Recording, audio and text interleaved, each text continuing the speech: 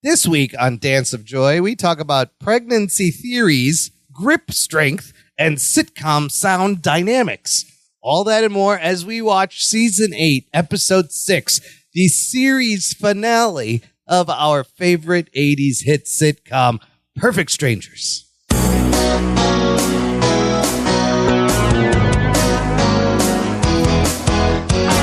Hello, cousin listener. Welcome to Dance of Joy, a Perfect Strangers rewatch podcast.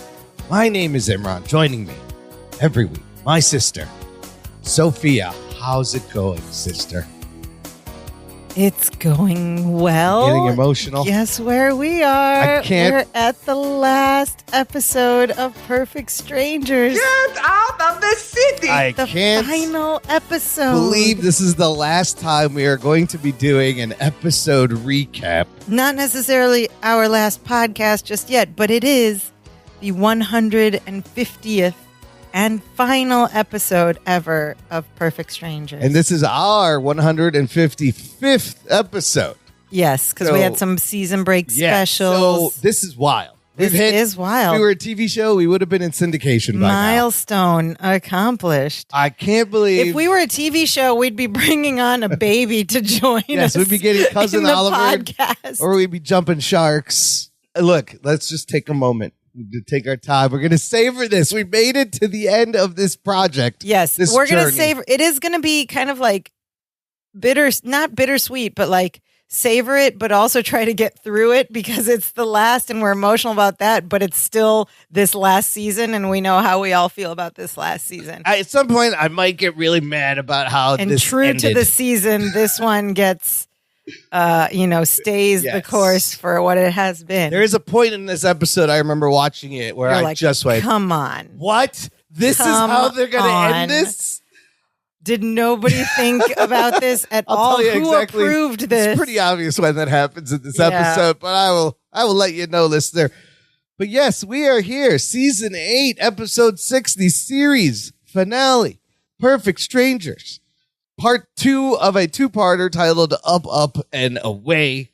And in case you forgot what the first part was about, you could have read the very same episode description as the first part in the TV guide, which read, in the series finale, Jennifer hopes to encourage labor by riding in a hot air balloon, but Larry hasn't the foggiest what to do after the foursome ascends into the cloud. The foursome... that's not correct. Well, unless you're counting the baby in her belly. Oh, maybe that is correct. Marianne was in the hospital. But technically, we start with 3 humans, and by the end, there's technically 4 humans. Yeah. And the reason it's the same description as we mentioned last week, both episodes were aired on the same night, back to back. Even the show was like, let's get this over with. We're not even going to make you wait another week. Right. We're just going to show it to you right now. We filmed these a year ago. The Dance of Joy podcast, however, did make you wait. We made you do it in real time. That's how dedicated we are. It aired, of course, together with the first part of this finale on August 6th, 1993.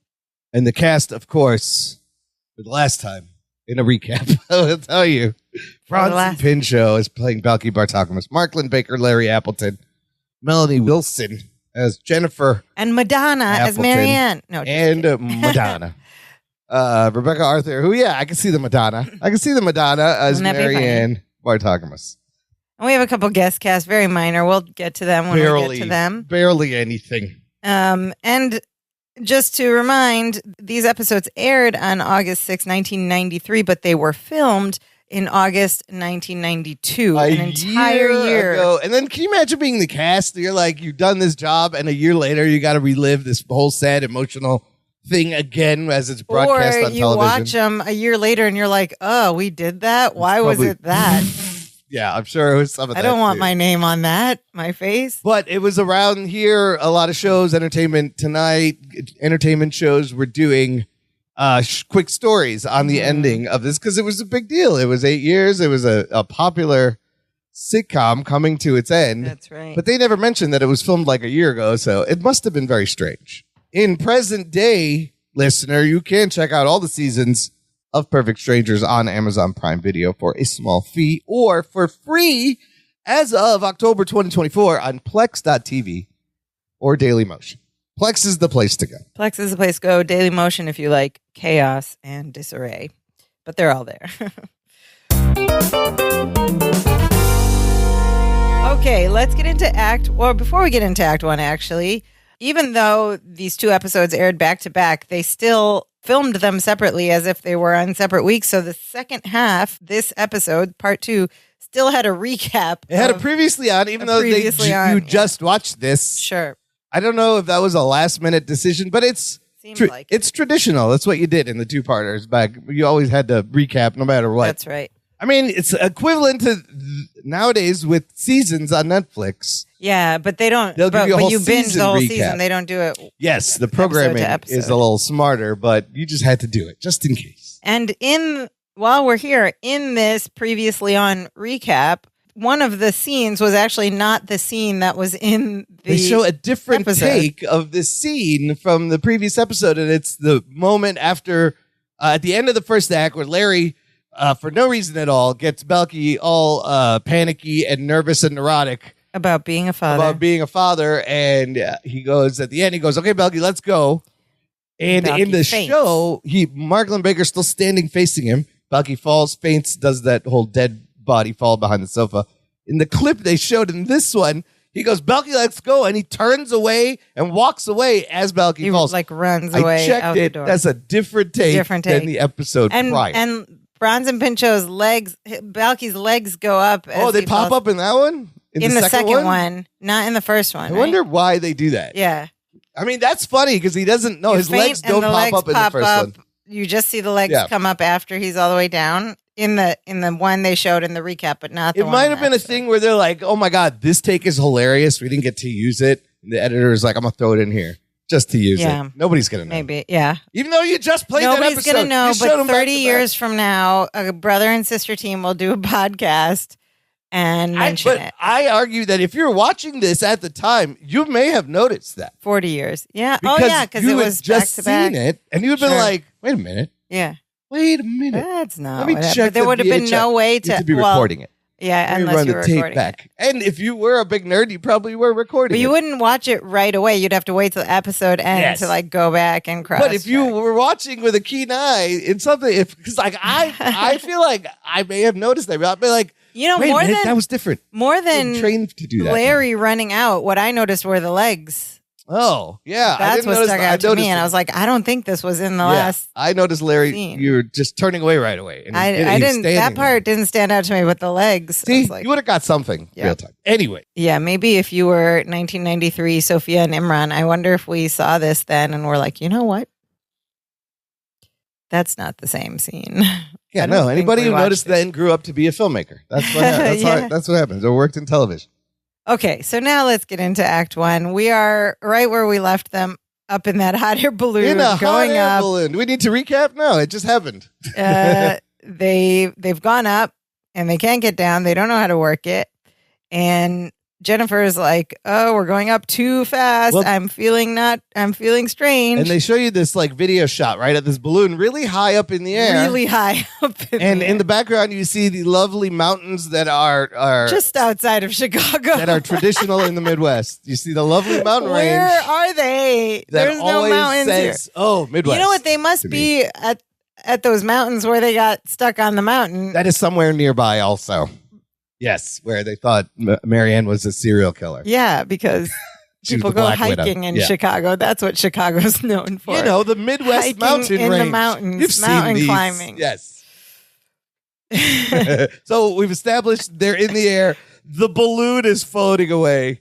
Jennifer says, "We're going up too fast. I'm feeling strange." Larry's trying to calm her down. "No, it's okay. Everything's going to be okay." And then he gets mad. He turns to Belky. He says, "Well, I hope you're happy. We have no way of getting back down to the ground thanks to you." Dang. Belky's like, "Cousin, this is no time to play the blame game." He's trying to spin it, right? He goes, "Sure, we're no longer tethered to Mother Earth, but we're communing with Father Sky and all his airy children. The wind, the clouds." Then he goes, "That plane, duck!" And they both duck real quick and pop back up. And Belky goes, "Just kidding. But see what fun you can have here." And then he starts like swinging himself back and forth to shake the basket around. I don't like that. That even to me, I'd be like, "Belky, what are you doing?" Also, let's pause there for a second. And I understand that Balky's character is like, young and childish, but he has just had a son. He also, don't you think he's now like, I'm not going in that balloon? What if I die and leave my Marianne and my baby who are still in the hospital and I should be there? He presumably has stakes here, but you would not know that because he doesn't care. It's like the whole episode, he doesn't even realize that he is now a father. He's just had a baby himself. Did we not fall in love with Balky's like spontaneity and kind of freewheeling just okay, but why isn't he in the hospital with he his should be kid? in the hospital. And why is he being reckless with his life? He does not care right now whether they come down to get back to his baby. So, there's like no regard for that part of the story in most of this episode. Anyway, he's like shaking around in the basket, trying to shake it. And he's like, come on, have fun, loosen up. And Balky even tries to like massage Larry's shoulders and get him to loosen up. And he's like, feel the wind whoosh, whooshing up your pants leg and out your arm. He goes, whoosh. And then he grabs Larry's arm. He's going, whoosh, wee, wee. Whoosh. And Larry's just like, stop it. And then Jennifer's like, can I interrupt? And Larry's like, yeah, tell Balky he's an idiot. And she goes, I'm in labor. And Larry goes, see, she agrees with me. You're in labor to Balky. Like, and he's like, wait, what? That's kind of funny. So he's like, oh my Lord. Are you in labor now? She's like, yeah, I'm having a contraction. And she squeezes his hand. She's like, now. right now. And he's like, you're hurting me. Ow. And then Balky walks over to the other side. He goes, well, toss my greens and call me Caesar. Caesar salad. He goes, Jennifer, our theory was correct. Going up in the balloon is what made Marianne go into labor. I mean, do you realize what this means? Expectant mothers everywhere will thank us. We've given a great gift to humanity. And Larry's like, yeah, humanity. Whatever. And so he's like, okay, listen, Jennifer, do you think this could be another false alarm? And Jennifer's like, no, not a false alarm. She says she thinks her contractions are 8 minutes apart. So they're actually talking about contractions in time here, finally. Finally. And there's still no talk of water breaking. No, you can't talk about that. And she says 8 minutes apart. And Larry's like, okay, we still have time. We're going to get down. We'll be on the ground before you even have the next one. And then she starts to have another contraction. She squeezes his hand again. She goes, oh, God, another one. And Larry's like, okay, I was wrong about that. But shouldn't you do your Lamaze breathing instead of trying to break my hand? And Jennifer's like, Larry, I never planned on doing the breathing. I planned on having painkillers, lots of them. The only reason I was in that stupid class was because it was the only place I could be where I wasn't the fattest woman in the room. Again, with Jennifer thinking she's fat, she's tiny, vanity, whatever. Yes. Not believable. Yeah, not believable. She goes, Larry, I don't want to have this baby in a balloon. Okay, pause. Baby. She was the one who dragged them all up into the balloon. This was she her didn't want to idea. have it in the balloon. Yes. She wanted to have it. Well, yeah, if the plan worked, they went up, they came down, she would have had, but these two idiots screwed that up. And Balky's like, oh, no, of course you're not going to have it in the balloon. Don't be ridiculous. Yeah, of course. She's like, I'm not. He says, of course not. Don't be ridiculous. You're going to have the baby in a flimsy wicker basket suspended from a balloon and a balloon that has lots of patches in it, I might add. And he's looking up, pointing out the patches. Jennifer's looking at Larry. He's like, don't help. Do not help. Do not help. Larry tries to get Jennifer relaxed. She's like, okay, we're just going to relax. Why don't we think of some funny stories? Becky goes, oh, I got one. Okay, a pig, a butcher, and a rabbi are getting off a bus. And Larry's like, don't help. Don't help. Do not help. Becky's like, I want to tell the story. And they start jumping up and down, shaking the basket again. Larry's like, okay, stop it. Forget it. And then they calm down, and Balky goes, you still want to hear it, though? I mean, did I mention the pig could talk? Larry grabs Balky by his shirt in that classic way, throttling way. He goes, if you don't shut up, I'm going to throw you to your death. Just straight, my goodness. Death threatening, yes. Threatening. I'm going to toss you off. This man just had a son, just has a baby. You're threatening to kill him? He's like, I'm going to kill you. It's actually like, okay. Yeah, but back then you can make an argument that it was like a character thing between them, but it's completely disregarding the first part of the story where Marianne had a baby. Like they're writing this as if that didn't happen. Yes, you have to forget about that for about 20 minutes of this episode until Marianne comes back in. We're like, oh yeah, oh right, that's right.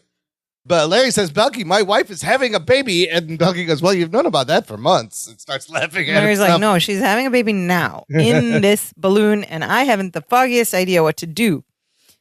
Belky says, oh, is that what all this Michigastiki is about? I like Michigastiki. What is What Michigastiki? all this Michigastiki is about?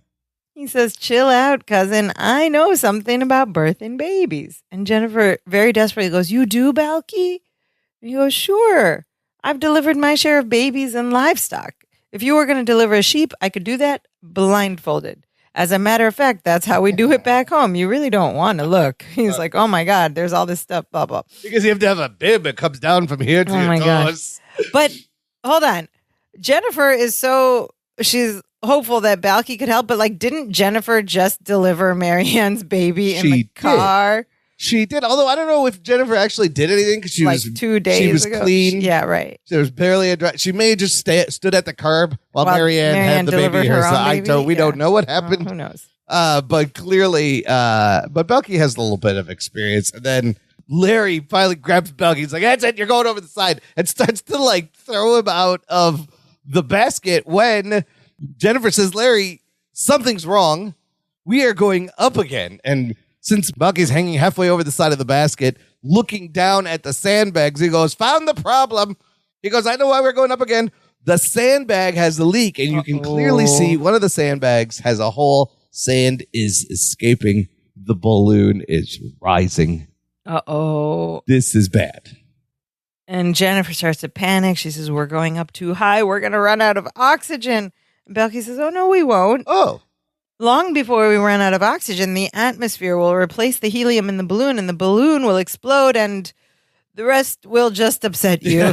We know what happens. There's a lot of also dramatic music this episode. Some of it starts now. Yeah. And then it really picks up. But it's like cheesy, dramatic music that reminded me of like the old Adam West Batmans. Yeah, or like 80s like TJ Hooker action scenes Yeah, or or like, those 80s procedural TV shows. Wonder Woman. Yeah, Or Knight Knight Rider or something. Yeah, it's kind of your stock $6 million dramatic action scene TV music.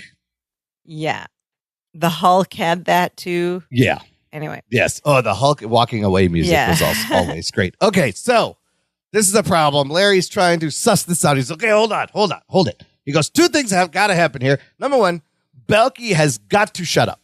And he goes, and number two, someone's going to have to go over the side and repair the sandbag. Okay, let's see. Jennifer, you're in labor. I'm your coach. Belky, that leaves it up to you. Good luck, buddy. He tells Belky very quickly.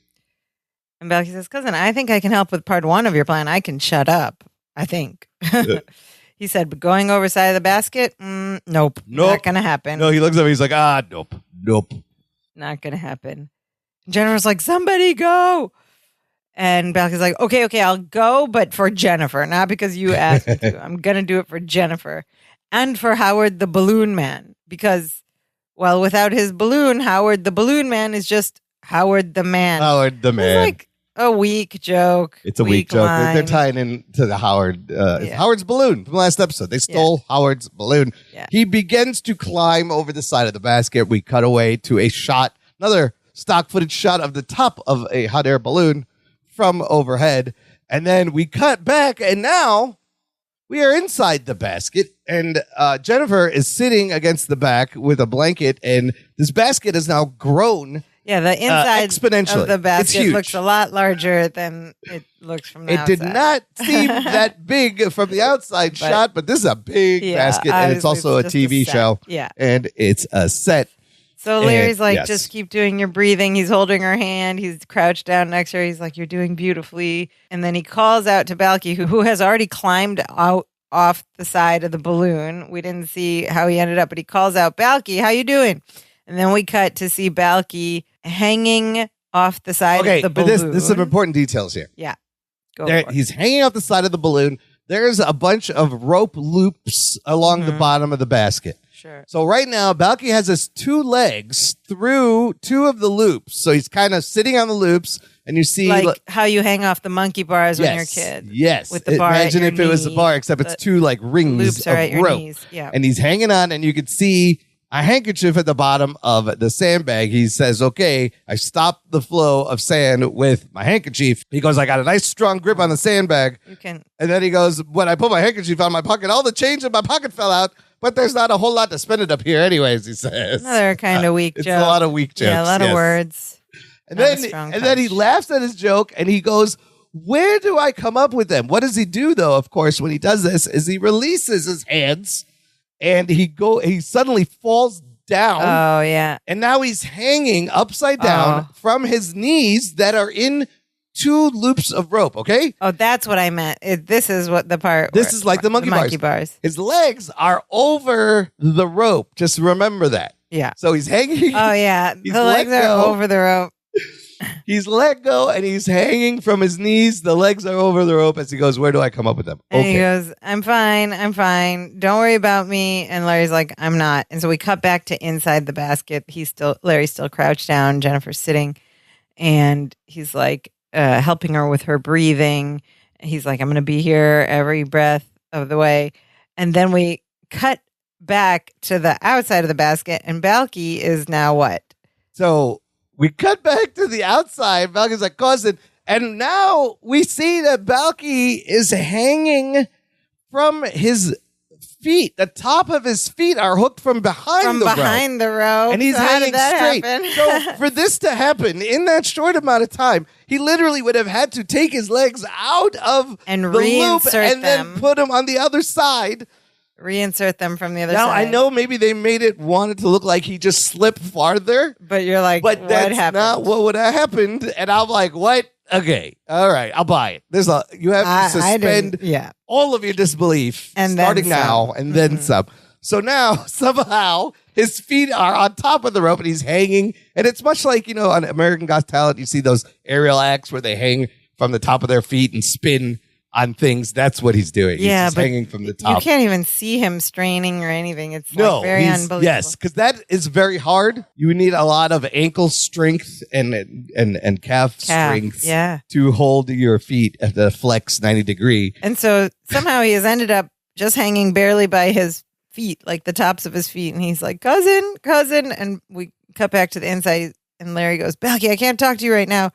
And then Balky says, it's now or never. We're about to drop 171.5 pounds of counterweight. That's how much he weighs. And Larry goes, oh, are we losing another sandbag? And he says, nope, we're losing a Balky. And he says, my arches have fallen and I can't get up, which is another weak joke. And he says, where do I come up with So them that, of again? course, he's spoofing the medical alert bracelet I've fallen commercial. and I can't get up. And then fallen arches. Fallen arches. Yeah, it's That's like a foot thing. A foot condition, Yeah, right? where So your he arches, combined flat those feet. two things. Yeah. These are all very forced and weak Yeah. jokes. So Larry gets up and looks over the side, and he doesn't give us an "Oh my lord." He just very calmly goes back to Jennifer. He goes, he's right. We're losing he's him." right. And then he goes, "Balky, I'm coming." At which point Jennifer freaks out. She goes, "No, don't leave me. I'm afraid." She grabs Larry by his shirt and pulls him close. She goes, "I don't want to have this baby here." And Larry's like, breathe. And she's like, "I don't want to do that. That breathing stuff is just a bunch of," he goes, "Not you, me. I can't breathe." Because she's holding him so tight. Yeah. I can't breathe. And she lets him go. And he goes, "Okay, Jennifer, sweetheart, I know this is really bad time, but Balky's about to plunge hundreds of feet to his death." And he goes, I thought I ought to go and help him, before your next contraction. Balky goes, "Cousin, I don't mean to rush you, but I'm hanging on by my toes." And Jennifer finally goes, "Okay, go get him." And then you see Larry get up and, first he has to pry his Jennifer's hand off of him because she goes, "Go," but she won't let go. And then but you see him from inside the basket, bend over, reach down, call for Balky, and then suddenly his whole body flips over off the edge of the basket. Oh, boy. Oh, no. And then we get to the moment where I go, What? This is how. Because we see this him whole- go over, and then See, 'cause Jennifer's Jennifer like, goes- Larry, Yeah. where's Larry? And then we And you hear hear- Larry yes. and Balky both say, we're fine. Okay. And then we cut to the outside of the basket. And what has happened? Do you want to describe this? So Balky is still upside down, hanging from like the tops of his feet, like hooked from behind in those rope loops. And he is holding, like he's upside down, his arm outstretched over his head, upside down, holding Larry by his hair. His hair. Larry's hair. His short, mullety hair. In one hand, human by body's one hand weight. in the air, as if he's caught him as he fell over. Yes. Okay. And so, the and basket. you can also tell that like Larry is tethered to a harness. Sure. Because he's floating weird. Yeah. But Bronson's floating weird. But I get it's a silly sitcom TV show. But this was like so. And, things don't have to follow physics, but This I'm was too watching much. this and I'm like, oh, you guys it's how cartoony is this? You're telling me Because Bucky's first of holding all, a whole human if weight from his hair. your hair is getting pulled hard enough to hold your weight up, one, you'd be screaming your brains out, and two, his your would rip hair right would off. pull out Well, several things. His hand, there's no way you have enough hand strength to hold somebody by their by hair. short hair, The maybe long hair, yes, but it not. would be painful, and then the hair would just get pulled right out at the. And your grip strength. How does he weigh? would- Maybe Belky's 170. He weighs easily 150. Yeah. You're not holding on a dude. Yeah. Okay, but look, it's Perfect Strangers. It's the last episode. We have to suspend. And we just hear Larry disbelief, go, and he's "Nice hanging. catch." Yes, He's not screaming because No. his hair is being ripped out of his skull. He Yes, says, "Nice and it catch." And gets- Balky says, okay. "I do try." I do try. And fade to black. End of Act 1. Okay. What? This is the point where I go, this is Yeesh. how they're going to end all this after all the. Anyways, This is the finale. this is so, yes, end of Act 1. It gets worse, listener. And this is normally in the course of our show when I tell you to join our Facebook group. There are no more threads to comment on, but what you can comment on maybe is give us your favorite episodes. Yeah, we top might five, be doing some your worst targeted episodes. polling of your Yes, opinions your for favorite our moments. wrap-up episode later on. We need, there'll be more there will content. be some stuff. And we have to source some content from our lovely cousin listeners. Yes. So, and if you're new to the group, there's still time to join and talk about your favorite episodes of Perfect Strangers. But the group will always be a place for Perfect Strangers fans to hang Yeah, out. the group's not going anywhere. All right. Let's keep rolling. Act 2. Has Larry's hair ripped out yet? Nope. Nope. Balky has he's still got there. incredible grip strength. Also, Balky should be an American Ninja Warrior with this grip Yeah. strength. Jeez, I mean, that's not easy to do. All right, it gets crazier though. And we hear Balky say, "Cousin, all things considered, I think things are going rather well." And Larry's like, "What? Balky, I'm hanging hundreds of feet in the air by my hair.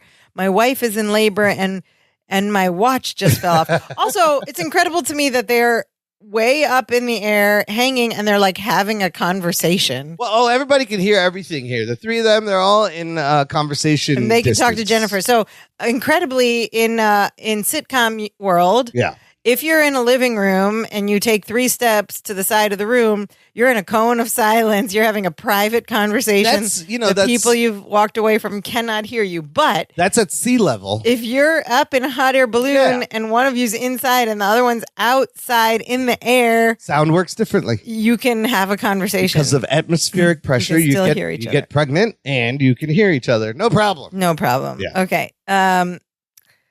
So Balky says, "Well, you know what they say, cousin, time flies when you're upside down." Okay. And then he goes to does throw his arms another, out to say, "Where do I come up with him?" them? But when he throws his arms out, This he is lets crazy. go Yes. of Larry's hair, Yes. and in a split second, Larry's other hand reaches up to grab Balky's Yeah, hair good timing on Larry's part. to catch himself, So so now- he doesn't fall. So now. But Balky does cry out and scream out so in now pain. we learned Larry also has amazing grip strength because now he's hanging on to Balky by his hair. Yes. No problem. And Hair does Balky's not like, rip "Ah!" off. Yes. Balky And does scream then out. Jennifer cries out from inside the basket, "Larry, I need you." And then Larry's like, "Well, I really want to be with you, but I think you're going to have to go on without me. I can't get there." Balky says, "Cousin, I don't want Jennifer to hear this, but I didn't have time to wash my hair, and I'm afraid you might slip." Oh, so now it's greasy hair. It's not even just regular hair. So Larry, Balky gives him his hand. yeah, Balky reaches down and Larry reaches up to grab his hands. Instead, when suddenly Balky goes, "Oh, cousin, look over there," and let's go one end, and Larry has to grab on The other hand. the other hand, both arms. Balky's like, "I'm just trying to point out that there's a traffic jam on the I-54 or whatever he says." So they cut to a wide shot of traffic from the air. And then when they cut back, now this is probably the most ridiculous thing. Balky is hanging on to Larry by his nose. By his nostrils, like a bowling ball, like fingers up Larry's his head. face would have ripped right off. Yeah. You can't do that. The middle part would have ripped. That's just cartilage. Yeah. Would have ripped. His face would have ripped right off. Right it off. does not. As You can't hold a person up with your fingers in their nostril like a bowling so ball. Larry does have one hand on Balky's arm at this while he's holding on to his nose. It's utterly ridiculous, not even remotely believable. And then they're like, oh, look, it's a helicopter. And we see some very bad footage of a helicopter, fuzzy footage of a helicopter nearby. Larry's like, cousin, look. Well, he says, cousin, look. He switches hands with his nose. Yeah. He passes him by the nose. By the nose. From one hand to the other. His face would have ripped right up. Yes, we see some stock footage So of a ridiculous. helicopter. And then finally, Larry starts to climb up Balky. That's not realistic either. If Balky's only hanging on by the tips of his feet. If Larry was actually pulling and climbing, he would have pulled him right out of the... Yeah, and they would have both plunged. It makes the most sense out of all these things, but this also doesn't make sense because Balky has some really strong ankles. Yeah. And Larry is now climbing his way up Balky's body. I really want to know like what these actors thought when they were doing this or read the script. They were like, what? Or were they like, cool, that sounds cool. I'm hanging by my hair? Okay. They weren't they like, this is the finale? This is how it of ends? our beloved show? So he's climbing up, and Larry's like, Jen, there's a police helicopter. It's on its way. We're about to be rescued. Larry gets up to the bottom ropes of the basket and pulls Balky up. Jennifer's like, tell him to hurry. I've changed my mind. I don't want to do this. And now we cut to another shot where Balky and Larry are both hanging right side up from their hands from the ropes on the bottom. How did Balky get right side up He again? was like pulling him up. But he could have just done that. If he's got core strength, so he they're could have right pulled side himself up and they're hanging by their hands by the rope loops. And very clearly, you notice something on their hands. It's like a dead hang. Yeah, they've got like you know those things the people who do the parallel bars or the uneven bars or weightlifters wear the straps around the wrist and to there's little protect your hooks calluses or whatever. and they help you hook onto things. Yeah. They don't try to hide it. They're very clearly wearing these wrist harnesses, which is interesting because it means they're really hanging. They were hanging on in front of a green blue screen behind a green screen behind them, but like they didn't really need to hang, but they were hanging. It might have been from long. something. Well, look, when you're shooting, it's going to be a long take, and they didn't have them tethered. They probably had a mattress underneath, like a gym mat, but they're like, you're going to have to hang there. We're going to give you these things. It makes it easier to hang. Okay, and even but in the we're not going to hide it at all. You could see they're wearing these so little lazy. grips. Okay, Hanging helpers. And then Balky, so they're hanging right side up, and Balky looks over. He's like, oh, that's not a police helicopter. That's Captain Fred on Channel 8's Eye in the Sky. And he starts yelling to the helicopter because, of course, in sitcom world, the helicopter can hear you them. when you're screaming from the bottom of the a helicopter. He can hear. And he goes, hey, Captain Fred. And he's like waving his leg instead of his arm. It's kind of funny. He's using I it watch to you point. every night on television. I never thought I'd live to be face to chopper with you. And Captain Fred goes, hang on, folks. Help is on the way. In the meantime, smile. You're on the evening news. And they're both smiling. Let's pause here for a second. The Captain Fred, you don't really see him. No. You just kind of hear him over like a bullhorn or something. I don't. Yeah, there's a guy in the chopper shot, but I don't think that's the guy. It's just a voiceover. No, it was a guy. His name is Mitch Carter. Oh. He played Captain Fred. He made... that looks like a fake shot they got from somewhere else. This is weird. Well, maybe it's just the voice then. But, you know, as with everyone else, he was on a lot of shows of the era. The Waltons, The Fall Guy, The Dukes of Hazzard, T.J. Hooker, L.A. Law, Home Improvement, Chicago Hope, Big Love, Criminal Minds, and he had a recurring role in a series called Sordid Lives. Captain Fred. Eye in the Sky. Doug is very excited to see Captain Fred, as he said he's a big fan. And he goes, Captain Fred! And he introduces himself. Pointing at himself with his leg. It's kind of funny. He's like, I'm Balky Protagonist. This is my cousin Larry Appleton. And then he goes, in the basket, we have cousin Larry's lovely wife, Jennifer. He goes, wave, Jennifer. And then cut to a shot of the basket. You see her hand come up and wave. Her hand up the top of the basket, waving. Larry's like, Jen, things are looking out for the best. He goes, remember we talked about videotaping the birth? Well, my it's gosh. being done by professionals. Remember, everybody used to videotape those. Well, I don't know why you would do that. Maybe you'd want to watch it later. Do people still? I mean, now everyone. Well, everybody has it on their cell phones. Yeah. Now you got to worry if they post that on social media. Do not post Gross. the birth on Facebook. That's what will happen. Unless it happens in a hot air balloon. Yes, in that case, yes. Unless You it's just something blur out some viral. stuff. Yeah. And so Larry's like, Jen, how are you doing? And there's no answer. And he's like, Jen? And then guess what we hear? The sound of a baby crying. Oh, no, the baby came. She goes, I'm fine, Larry. Another unbelievable statement, by the way. Our son. I'm fine, Larry. So another quick self-delivery. Maybe Marianne gave her some tips on how to birth it if nobody's around. I'm fine, Larry. I'm fine, Larry. And she was so just is in our pain. son. The son's just fine. And I was like, how did you cut the umbilical cord? Is They it still didn't. attached? What happened? But did she Is it just all- have to like stick her finger in the mouth and clean out the goo so he could cry? What did you wrap the baby? Oh, you have the blanket. I had so many questions. Gross. It's How'd not you wipe it clean. down? It's Of not course. sanitary. They're in a basket. So Jennifer, listen. On the one hand, amazing story this kid's gonna have when he grows. You want to guess where I was born? You'll never guess. It's a crazy story. Yeah. My dad was hanging from a hot air balloon, right? So there, it's our son, the boy. It's been he's here, and Larry goes, Balky, I have a son, and Balky, while they're still hanging, goes, cousin, now we're so happy we do the dance of joy, and they do a hanging in the air, legs only version of the dance of joy. And then at the end, where Balky usually catches Larry in his arms, he wraps his legs around Larry's and this legs is like as a they're weird hanging. composited wide shot of them in the air and the helicopter. And I don't think it's in proportion. You can't it's just cut in. It's very straight. The helicopter's tiny, which tells me it's really far away. But and we don't see how they get rescued of course not. or how do they get is it hot air with how the the helium? baby gets How do you bring it cleaned up. down? Yeah, we don't see any of that. Next thing we see is an outside shot of the house and a caption that says 2 months 2 later. months later. Ooh, they jumped ahead. 2 months later. SpongeBob days voice. later. And this is confusing at first, right? We cut to inside the living room. Yeah. Larry and Balky are sitting there watching the TV. Of course, the TV is only out when they need it. It's never there. on the couch in the then living room. And Balky the TV is holding this extended yawn. Yeah. And they don't really explain that either. And But what's on the TV? the TV, we hear a narrator, a newscaster voice say, and so tonight, Chicago's population grew by one tiny baby who made his entrance into the world in a way his parents won't soon forget. This is Ken Wiley wishing you and yours a good evening. And I was like, why You're are they like, running what? this story 2 months 2 later? months. But then he says, he turns And it Larry off. says, I don't know about you, but I never get tired of watching that tape. so they You? got the tape from Yeah, the so they've from just the been news watching it from 2 months for ago. 2 months.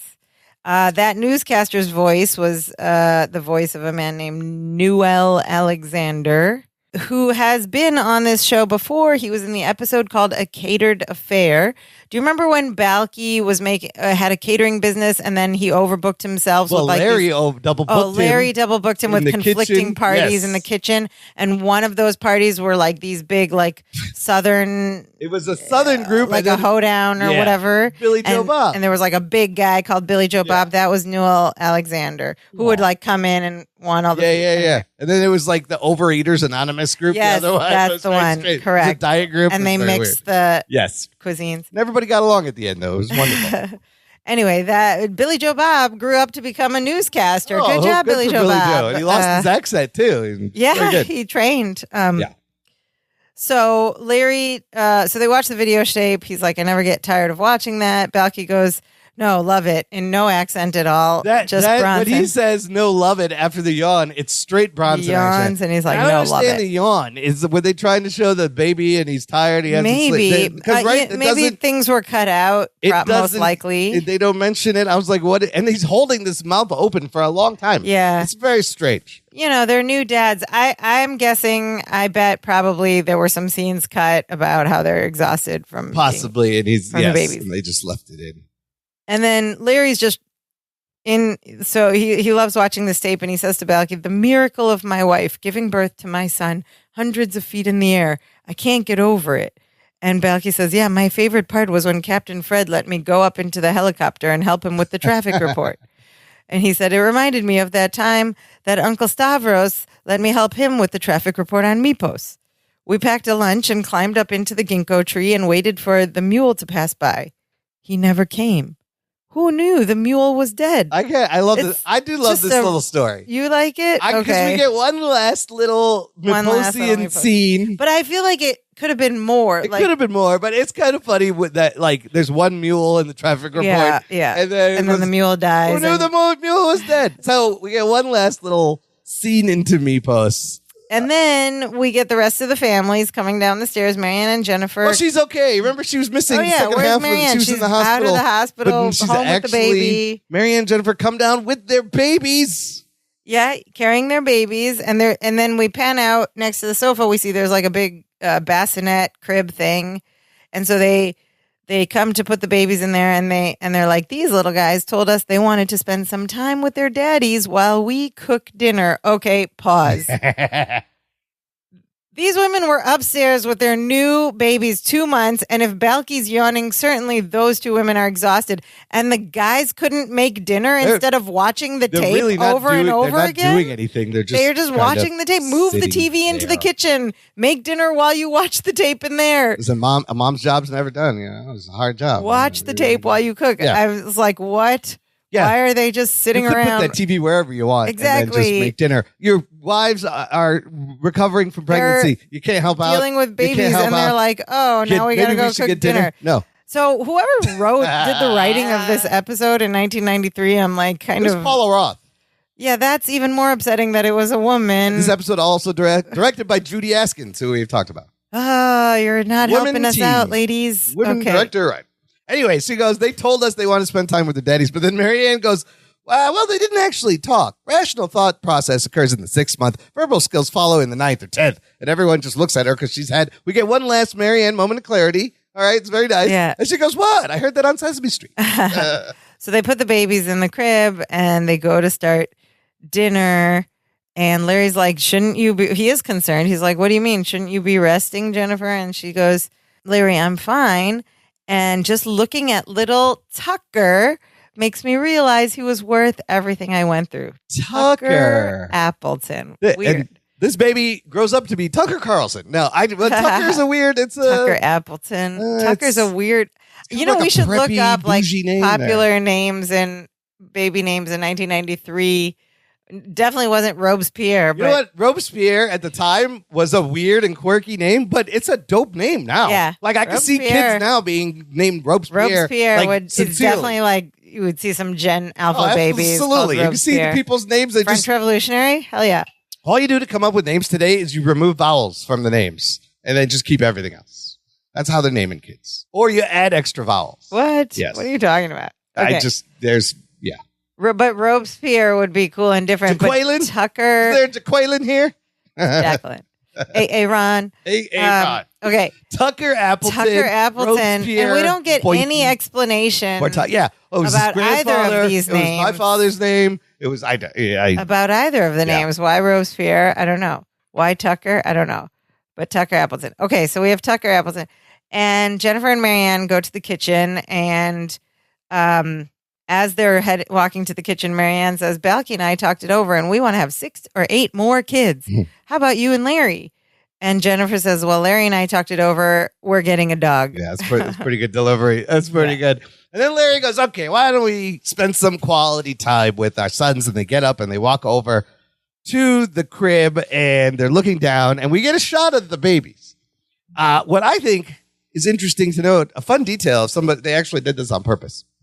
They managed to find one baby that seems to have a little bit more olive tint pigment. A little brown. A little browner. Right? Then the other one browner, is a lot little whiter, a lot of paler. And I was like, oh my God, did they actually Good think about casting trying on to the find babies. like a half Mediterranean looking baby? We need a Mediterranean baby. Olive skin baby. Can we get one? Or was it makeup? I don't know. But no, they didn't put makeup on. You can clearly tell whose is his. We have Robespierre on the left, Tucker on the right. The cute babies. Says, fun note, these babies are actually played by 46-year-olds. They were stuntmen, so Yeah. Stop. Kidding. Stop. That's funny. No, they're actual babies, live they're babies. live- They weren't dolls. they're live moving, babies. and they actually look age appropriate. Yeah, Like two. they look I like think 2 that's month-old why they babies. did 2 months later. Because that's the babies Because they have. you can't get newborn babies No, for they a can't be on TV show. Yeah. They could have had like dolls or like Yeah. not shown them. Yeah. But I think they wanted to show them, and so they made it 2 months the later. Gina That's why they're episode- like watching it over and over. They had to write all that around getting babies that they could have. Yeah. In the Gina Was episode, there a baby? Was there a toy baby? Was there? Did they show us I think there was a baby. They did cut to a but baby. it was like too big. It was too big. It was too big. It's just been born and it looked like this size. Because you baby. can't get a newborn baby on No, TV. Yeah. no. Probably not. Not then, legal. maybe now. I don't Yeah, know. So then we hear Balky say, "Cousin, this might be a good time to teach little Robespierre the itsy bitsy scorpion." Itsy bitsy. And Larry, of course, is like, "What's that?" And Balky explains it's a classic Meposian nursery rhyme that teaches valuable life lessons. We do get a lovely point of view shot of them from Yeah, this is weird as they sing. from the crib. So from the Larry's like, baby's okay, point. let's teach Yeah. it to Tucker too. Yeah. So the two of them lean over the crib, and then we get the upward shot of the Yeah. baby's point baby's of view, POV. which is, I don't know, it took me out a little bit. Yeah, It was it's a little different. jarring. Yeah. So Balky sings, leans over into the crib and sings, "Itsy bitsy scorpion crawled up inside my shirt. I bashed his little head in and threw him in the dirt. When his legs stopped wiggling, I dropped him in my stew. 'Cause I like crunchy insects with pinchers on, don't you?" Oh, it's fun. It's a fun rhyme. And then he goes on, continues. "Itsy bitsy stingray swam up inside my shorts." And And Larry's Larry's like, like, okay, okay, all right, stop, enough. Because I'll be in charge from nursery rhymes from now on. The itsy bitsy stingray swam up inside my shorts. I Now- kind of want to know where that was going to go. Pause for a second. Yeah. Do you remember way back? I think it was the Gina Baby episode when Larry started to sing "Rockabye Baby" and Balky freaked out, Oh, yeah. and he was like, Oh. "That's frightening. Yeah, We and it should is. say." And then they sang what instead? The Brady Bunch theme song. Oh, my God. That's right. They Wouldn't did that. this be a lovely callback to the Yeah. Brady Bunch theme song? Oh, my God. I forgot about One of our that. listeners brings this up too later And also, in the comments. yeah, it's like his nursery rhyme is just as frightening Just as as normal frightening. So nursery rhymes about no babies falling out of continuity windows. there. Oh, man. The Brady. I remember that. That was great. That's when the show was clever. Yes, that's when the show was clever and the writing was good. Okay, well, missed opportunity. Thank you to the listeners for bringing that up. He says, "I'll be in charge of nursery rhymes from now." They go back to the couch. They sit down.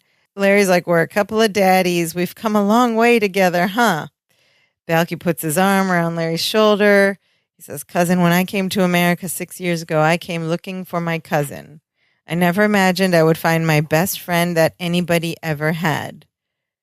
And we get a little dissolve And then into a montage. this is kind of lovely. This is the probably everybody in our comments agreed It that kinda this was saves the best part The of this whole episode. episode. We get We a get this montage set of, like, to- Unforgettable by Nat King Cole. Beautiful classic. song, So already emotional. It's tugging at your heartstrings. Yeah. We got to go through these clips because while this season falls apart, this whole part reminds us of the good times. So yeah, it's a montage of a big number of large past clips from the show. And they picked great clips to encapsulate. Yeah, let's and to go show through them us right now, real then. quick. So it starts out with the very first dance of joy, I think, from Happy Birthday Baby. Yes. You see Balky skating from the skating episode Good Skates. Yeah. They show clips from Just a Gigolo where Larry they dress dresses as as a women. woman. They show that a couple of times. Yeah.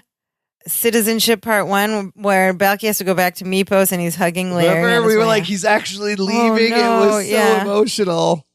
Yeah. You see a quick clip from the Karate Kids with Yeah. Balky dressed as a ninja. That's one of Yeah. my favorites. I love that episode. Remember when Jennifer and Marianne had mustaches Classic from shot of them storming from in. the Meeposian, Yes, from the little apartment of horrors. They're walking into a Meeposian mustache. pepper plants. or Larry. whatever. Yeah. Night School Confidential when they dressed up as like undercover to like Fantastic. do that bus. Yes, like a Miami Vice thing. The classic stuck in the goose down in this bag. There's a goose down in this bag. In the sleeping bag. One of our favorites. The elevator. We get a quick shot of the elevator with the sofa on top. Yeah. The King and I, where they're all dressed up again as crazy things, right? Yeah. Larry jumping into Mama's arms after the dance of joy after Balky gets his citizenship. Mypos, yeah. We get a little bit from Bachelor Party, the great scene from Blind Alley, the bowling ball, where the bowling ball gets stuck to his hand. That was a great episode. We get a little Larry as Ralph Cramden. Oh, they show us the honeymooners. Fantastic. Yeah. They show us Balky B. You got to have Balky B out there. More ninjas from Karate Kid. Yeah, they're not like in any order. They show us that scene from Call Me Indestructible, where they fall off the balcony, where Balky thinks he's indestructible and he's tethered, remember? And they just kind of fall off. They show us the filmed scene from the filmed episode where they go to L.A. and they're like escaping from mobsters and driving under that truck, whatever. The top of the car gets ripped off. There's river rafting from up a lazy river. There's Laurel and Hardy. Yep. When they build the gazebo. You see a little fencing from when Zoltan came to visit Balky and challenged him. Oh, you see the hanging from the chandelier, this old house. That was a fantastic episode.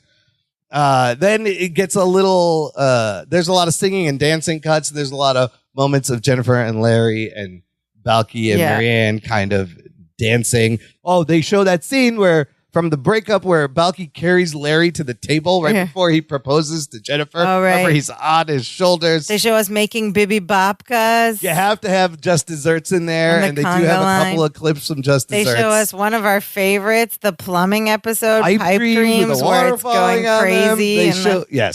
In the bathroom there. They show us when Larry's father shows up and they get locked in the basement and it's flooding. Father knows best. Yes.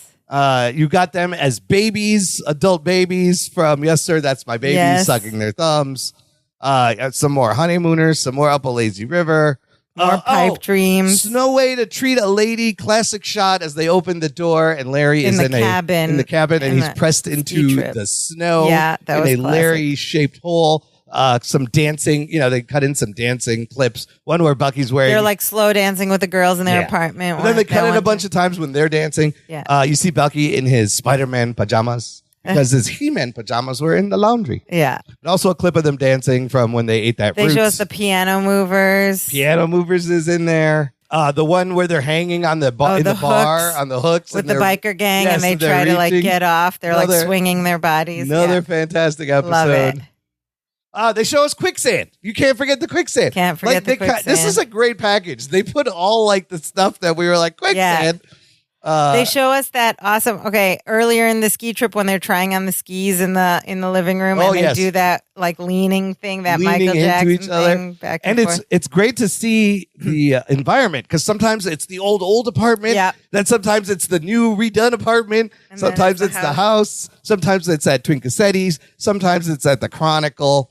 Sometimes it's in the elevator. Sometimes it's in the elevator. The dentist, after the dentist where they have milk running from their mouth. Oh, yeah, because they're Novocaine and it's all dripping. They show us that psychology test where they did the state puzzle, and they're both like, yes! They show us Balky and Jennifer and Larry kissing at their wedding through the jail cell. Yeah, it ends with Balky and Marianne's wedding, Jennifer and Larry's wedding, and then it ends with the very first scene from Knock Knock where Balky shows up at his door. The first appearance of Balky arriving at Larry's door. Yeah. Is where it ends, and it goes and the whole time Unforgettable is playing. Beautiful, it really gets emotional song. We were singing it, yeah. It's like, this is the best part of this episode. Like, it needed that. They knew they were ending. They were able to give it an ending, and the clip package was best fantastic. Part of this episode for sure. Before we get back to the last little bit of this episode, we should mention this montage was shown to the studio audience. You're like, how did that work? On monitors. Yeah, they would have just ran it while they're sitting there, I guess.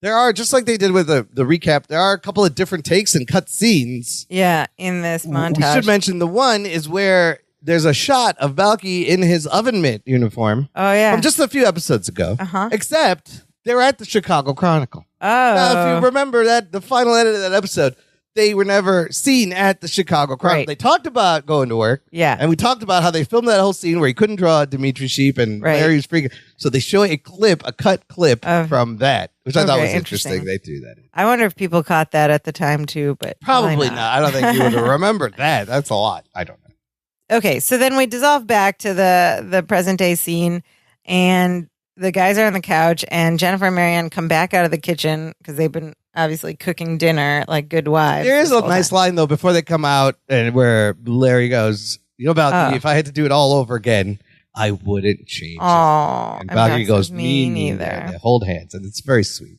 And the ladies come back out and they say, "What have you guys been doing?" And they're like, "We're just reminiscing." You're supposed to be watching the babies. That's what I thought they were going to Yeah, say. exactly. Reminiscing. Who's Where are watching? the babies? Where? The babies are gone. Where's Tucker and Robespierre? They just crawl away. What smells in here? Oh, I think the baby's made a boop boop. Can you guys help out? We're cooking dinner. These guys are useless. They're First, totally they're just useless. watching the tape over and Yeah, over again yeah. instead of cooking dinner, And and they then go they're over the just babies for 2 seconds, and then they just walk away. Yeah. They're like, all right, No. that's enough for baby time. Let's that go would back have been and funny. let's go but back and sit that down. would have been really funny. Oh my They walk goodness! back in. They're like, why are you watching the babies? Where are the babies? They're Why are just the babies missing. screaming? And it's a cliffhanger for a season And that Balky never and Larry are happens. just sitting there reminiscing on the couch. They're just like, I don't know. Freeze, roll credits. No, that didn't That's happen. not how it ends. They come back out and they join them and they pick up the babies. They sit on the couch with them. They're like, who would have thought that 6 years ago, Jennifer says, 6 years ago, we'd be holding the next generation of Appletons and Bartakamos. They're all there. Marianne says, wouldn't it be wonderful to watch them grow up? Larry says, yeah, I will. And Larry says, Balky, do you think our families will always be as close as we are right now? And Balky says, for the second time in the episode, well, of course we will. Don't be ridiculous. He says, Marianne and I aren't planning to move for years and years to come. And if you two move, we're going with you. And then they all smile. That's the last line. And roll credits. Bronson End gets of the episode. very last line of the whole episode. Now we have. You know what? Yeah. Wouldn't it have been lovely to end on, well, of course we will. Don't be ridiculous. End. You could have just stopped there. They had to If throw you're in. going to give Balky the last line, make They it had to throw in that. another weak joke, and it's like a weak line. It's right? not even a joke. It's just a joke. nice thing to say, but Yeah, it's we're like, going what does with it you. serve? So under credits, season 8, we've had under credits this whole time. They have been either outtakes or bloopers or extra material stuff that got cut for time. They would show us this time very special. If you don't know, if you've never been to like a sitcom taping, they do this at the end of every show, and it's like it comes from theater. It's called the curtain call. Final curtain call where the cast comes out one by one, introduced, and stands for applause, takes a bow. I guess it must come from the theater because they're filming, as we know, they filmed this like theater, tried to do things in one take.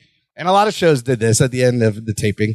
But this time, under the end credits, we see the final curtain call right after they taped this show. We hear Robert G. Lee announcing. You know that guy, Balkai Bartakamos. Balkai delivery guy, Bartokomous. and a bunch of other things. Oh, yeah, he was the warm-up guy, yeah. And he's the warm-up guy, He Robert says, G. ladies Lee. and gentlemen, for the last time, let's welcome the stars of Perfect Strangers. And he calls out, and they come First, out Rebecca one by one. Arthur comes Rebecca out. Arthur, Melanie Wilson. And they Wilson. run out and wave Yeah. in their still costumes from that episode. Mark Lynn Baker. And Bronson Pinchot. And Bronson's wearing glasses. You could see he looks a bit emotional. You can tell he is emotional during this, even And in they this all short stand in a undercredits, they line take and a bow. wave. Yeah, when they cut back, Bronson has these glasses on, and I think he's wiping tears away. And then Mark Lynn Baker just says in the microphone, "Thank you all for being with us." Yeah. And that's it. And if you go to YouTube, you can actually look up a version of the final curtain call with additional things. What else happened? The crowd asked them, Balky and Larry, Or Mark and Bronson, to do a one final last dance of joy. And they do it. And I believe Bronson is like crying. They do the whole thing. So the clip actually comes from the thing I was talking about earlier, Entertainment Tonight. John Tesh hosting, that's how long ago it was, a piece on the ending of Perfect Strangers. And they showed the extended final curtain call with the dance of joy. And you can hear Balky, like, his voice is cracking up. or as he's- Bronson. Yeah, Oh, Bronson, as saying, he goes, oh, we do the "Oh, dance. we We're are so happy. We do the dance. dance of joy. And they did. Yeah. So this is, for series finales, this was a common thing. If the show we don't talk about that we've talked about. Yeah, that we love. But They also we're not did allowed a to love great anymore. similar thing in their final season. They walked out into the crowd and it was very They emotional. danced off. Cliff and Claire. Cliff and Claire Huxtable danced off the stage, off the and set. that was really good. And for the last time, listener, roll credits. You can always relive the Dance of Joy by getting some swag at our TeePublic shop, danceofjoypod.com/shop. We'll get you there. And if you missed these recaps, you can go back and listen. If you just want to remember this whole journey we went through, get yourself a hoodie or a t-shirt or a coffee mug. That way you'll always remember that you took this incredible 4-year journey with us, every episode of Perfect Strangers. Okay. Well, what did you think? Let's talk real quick because we have a lot of listener comments. Well, I bet today. we do. Yeah. Look, again, I think we're going to reiterate what we just said. The clip package kind of, on second watch, saved this whole thing for me. Yeah. The hanging from the hair. I mean, it was goofy, but it was too goofy. It was ridiculous. For a series finale. And at the end, they kind of... It was almost a little upsetting. It was a little... It as was. a series finale. I was a little offended. Like, why? I was like, really? Really? This is how we're going to go out? But they give you the clips. They kind of stick the landing and save it a little bit. The whole two-parter is just ridiculous. It was a lot of fluff. A lot of fluff, especially the first one. There's a couple of things I found funny here. But, yeah, Balky... The jokes were weak. Balky The writing not caring wasn't about great. his stakes. It makes no sense. Where is Balky's wife and kid? He's hanging off a balloon. What's happening? Yes. Why is he so cavalier about dying? And he also has a wife and baby. Yeah. And the baby's just being born the way they are. The whole thing is just, okay, you got it done. You got there. It's over with. It was a pretty... I think we're all going to agree, and our listeners too, that it was a pretty, meh series finale or final episode, but at the same time, it was the finale. So, and the montage saved. It's just crazy how this whole thing that started in the pilot with Louis Anderson as Larry, playing Larry, that premiered as a mid-season replacement with 6 episodes that ends unceremoniously in the summer, a year later they shoot the episodes. What a roller coaster ride for the cast. Yeah. But I believe somewhere in that clip package, they talked about how they were happy that at least they knew they were going to end. Yeah. And they could give it an ending when a lot of shows just get canceled. A poor one. Yeah, I don't know. Maybe, honestly, it would have been fine. The end of season 7. Yeah. If they just didn't put the whole I'm pregnant thing, you take out that little bit. Yeah. It's a great ending. Balky and Marianne go off to Meepos. Yeah. Get married, go off to Meepos. Done. Yeah. We don't need to know anymore, but they decide. Even with the I'm pregnant thing, you could have just ended it there. Yes. Even there. And then maybe there's hopes for like a reboot or a remake. Like, part of me is like, I wonder what Robespierre and Tucker are doing now. They'd be like 36 We years did old. talk about that. Well, let's pin that for Perfect Strangers today. There could be something there. Let's hear what our listeners thought. Now, there's a lot, so this is going to take a little bit. Last episode, we're going to take our time. We're going to take our time. We're going to give everyone's comments. Yes, it all deserves to be. I'm going to start, however, with the final comment left, the most recent comment. We're going to start with that one because listener cousin Pam Hitchcock has been telling us for a few weeks now about a theory she has about these pregnancies. Oh, I need to hear. And here we finally get the pregnancy. It's a little long, but it has some merit to it. So cousin Pam writes, here's my long-winded theory about those twin deliveries. Strap in or walk away. We're strapped in. She says, we never knew how far along Marianne was in her pregnancy. She just came bouncing into Jennifer's house with a baby bump. True. No questions asked. Since she was on her honeymoon for 5 months, we have to assume she's 5 months pregnant. That's what I thought. Jennifer's at that point is 7 months. Yes. So there's a 2-month difference in length of pregnancy. Following you so. Got it. For the sake of simplicity and because pregnancy isn't precise, we're going to put this into weeks. Okay. Marianne is 20 weeks pregnant. Jennifer is 28 weeks pregnant. A normal pregnancy is 36 to 40 weeks. Got it. Flash forward to Jennifer's expected date of delivery. As with Marianne, we don't know. This is where some fun guessing comes in.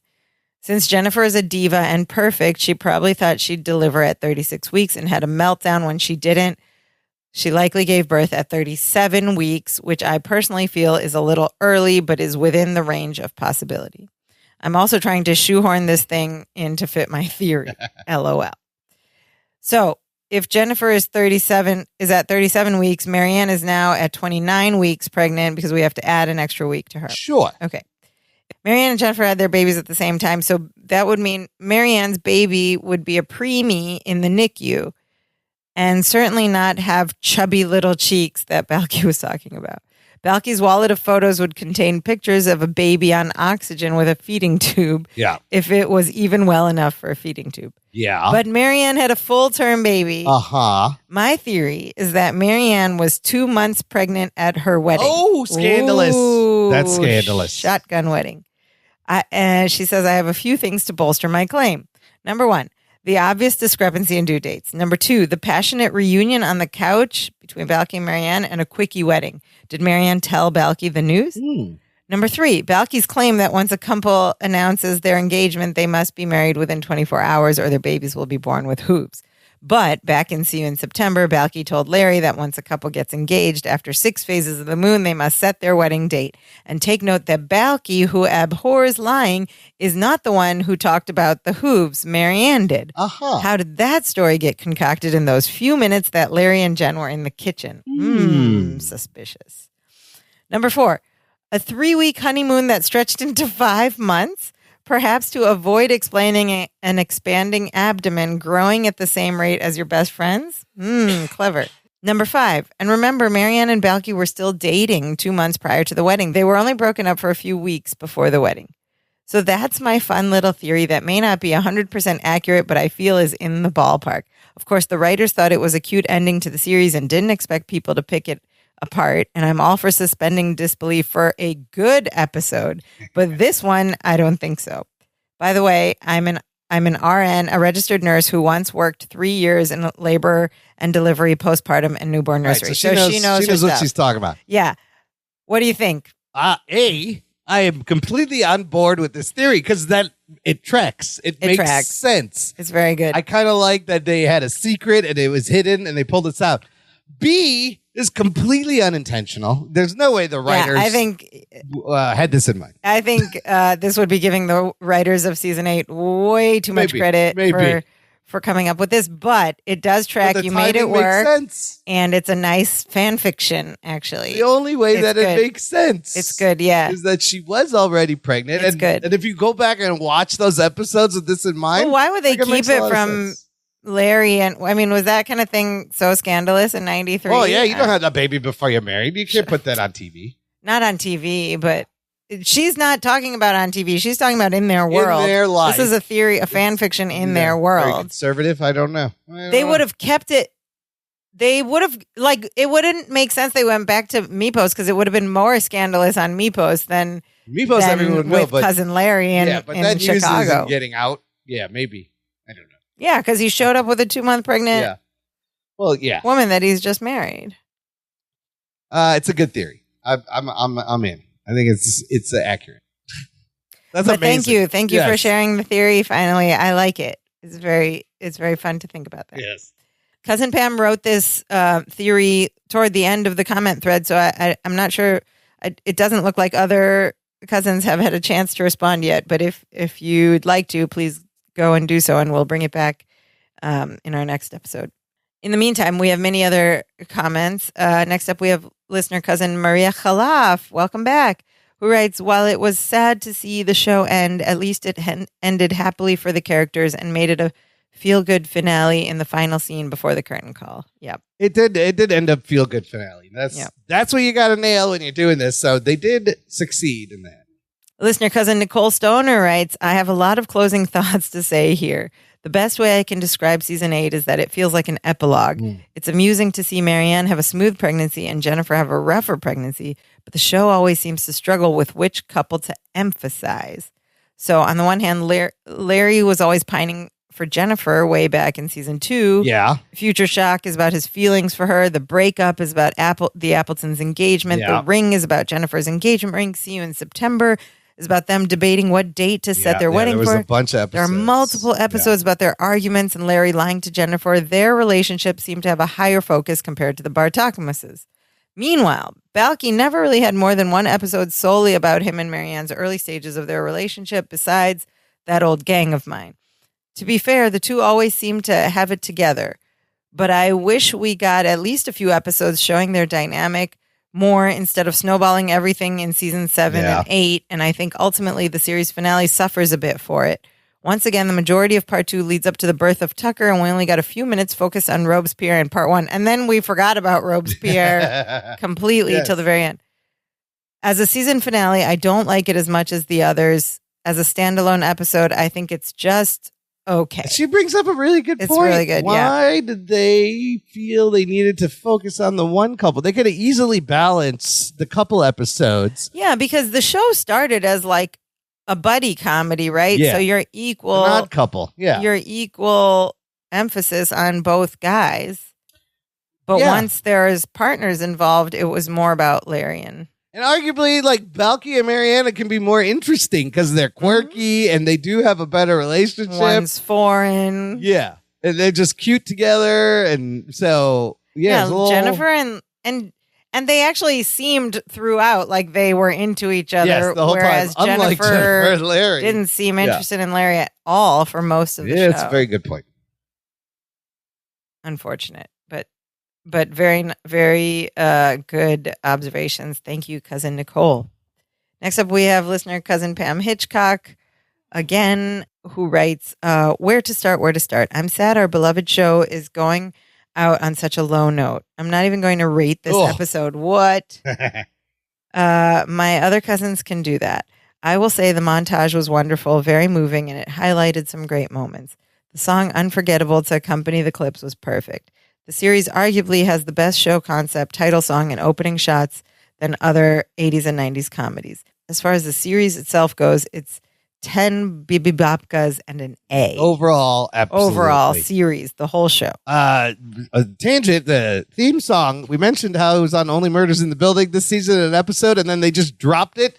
Well, in a recent episode, it kind of comes back. Oh, man, I got to catch up. I'm behind. Why? Maybe we'll talk about that in our next. That specific theme song they kind of explain. Okay, don't tell me. Yeah, it's good. Oh my God. This season, Only Murders, is so great. I'm really loving it. All right. I'm going to catch up. But back to Perfect Strangers. Next up, we have listener cousin Whitney Smith, who brings up a lot of good points as well. She says, first, Balky is already being a neglectful father. Why is he not at the hospital with Marianne and bonding with his son? That's what I was saying. They're like the most important moments, Balky. Skin-to-skin contact. You need it. The baby releases endorphins. And then she asks a very good question. Can someone explain how the sandbag all of a sudden started leaking? I don't know. It was an old sandbag. It just, right. Yeah, it's a good question. Bad timing. And now all of a sudden you don't want to do this, Jennifer? You were really desperate and demanding, not to mention that you, for certain that you were going into labor like Marianne, but then she sang a totally different tune when she was up there and going into labor. Also, we forgot to mention the whole sandbag thing. We were like, just reach over the side and grab it. It was very easy to grab. That's right. It was very easy to grab, to climb over. Like, you could just pull it up. Yeah, you're right there. Just reach down, pull it up, and then hold it sideways, or just and it'll turn it upside down. Yeah, exactly. It was right there. You didn't have to climb. You didn't have to climb out. You could just grab. Not as funny, I guess. Not as funny. You'll get the hang by your hair. Yeah. Yeah, exactly. We were like, why don't you just grab this? It's right there. Just grab it. She, like us, agrees that the episode gets ridiculously ridiculous and very non-realistic. Yeah. Oh, here's a good point that I didn't notice. She says, how the heck did Balky lose his shoes? Did he lose his shoes? It's hard to tell if he had black shoes or that was his socks. Oh, I thought he had black shoes. I thought he had black shoes. Okay, maybe they were black shoes. He had them on when he climbed out the basket, but when him and Larry were hanging from the basket, he didn't have them on. Is that right? That is... I missed that. It's hard to tell. When he climbs out, he has these like black loafers with like a red stripe on top. I think his shoes are still on when he's hanging. Okay. Yeah. Okay. But they were black, so I can see where she thinks that. It's hard to tell. She writes, you would be expecting panicky anxiety Larry, exactly. And we kind of got that when Jennifer went into labor, but then he was cool as a cucumber later on in the basket. She didn't like that both of the cousins had baby boys, wished at least one of them had a girl. Or if they both had girls, would that make a difference? I don't know. She wonders what everyone thinks about the name Tucker Appleton. She said she likes it, but doesn't like it. Oh, yeah. I don't know about Tucker. Tucker Appleton. I don't think I like it. Doesn't roll off the tongue. And so it was cousin Whitney who brought up that back in season 2 when Balky and Larry were babysitting Gina's baby, little Frankie, and they were trying to get him to go to sleep, and Larry was singing Rockabye Baby. Balky freaked out at the terrible song, but the Itsy Bitsy Scorpion is on the top billboard of nursery rhymes. This was the perfect opportunity for them to have sung the Brady Bunch theme song. Yeah. But this is what I'm saying. She says the stuff that happened in season 1 and season 2 doesn't seem to exist with the writers from seasons 3 to 8. They could have done another like TV sitcom theme song. Yeah. Yeah. But they didn't watch those episodes. Clearly. Right. We got another Uncle Savro story, and oh my Lord from Larry, a dance of joy, sort of, an air dance of joy, but mostly the catchphrase that started it all as well as ended it all, don't be ridiculous. But I wish it would have ended it. Also, we were watching some clips and some YouTube videos. I learned that "Don't be ridiculous" was an ad lib. He wasn't supposed to say that in that episode where he asks them, "Don't you ever seen color TVs?" You're supposed to go, "I have," and then go blue. Yeah, and then he makes up "Don't be ridiculous," gets a big laugh, and the rest is history. And it's stuck. Isn't that amazing? That's really lovely. Yeah, that was all ad lib. Cousin Whitney writes, the video montage of Balky and Larry reminiscing was lovely. Some of the clips they used, I felt, didn't really fit. There were a lot of clips. So will Perfect Strangers forever keep going in our hearts? Well, of course it will. Don't be ridiculous. We will always be cousins related by rumor. Also, in closing, I want to thank Imran and Sophia Javed for this podcast. You're welcome. Just like the show brought Larry and Balky together, it brought us together because of our love for this beloved show. Thank you. I really do love this show. It served as a distraction for me health-wise, and it still does today. The podcast has been a place where we agree with some episodes, disagree with some episodes, and met in the middle, geeked out, found some interesting facts about the show, some we knew and some we didn't know, the episodes, the characters, the actors, some scenes, etc. Since joining this podcast, Perfect Strangers family, I have made more friends. More cousins. It's been an amazing journey and an experience and it's very bittersweet that this incredible, amazing journey, it's now coming to an end. But thank you again for this wonderful podcast. Now we are so happy. And then she puts in parentheses, you know the rest. She actually summed that up really well. Thank you so much, Cousin Whitney Smith. I was just thinking, like, my favorite thing out of this whole thing, my favorite thing out of this whole journey is this community that has joined us. And I feel like I know you guys. Yeah. And you guys got to meet each other. Yes. And we should host a meetup or something. Y'all want to come to Chicago? Let us know. That to me we'll do an event. That to me is more evidence of success than like tons of listens, whatever. Like, doesn't matter. We reach people reach back. They met each other, and everybody went along for the journey. So that was really nice. We could do an event. We're just talking out loud. People got to fly in though and stuff. Come to Chicago for a day or two, and we'll like take you by the buildings, where the Chronicle is, where their apartment building. My friend lives on that block. We could do the Perfect Strangers tour. It's just the Chronicle and the apartment building. Two places. But we could do like the intro.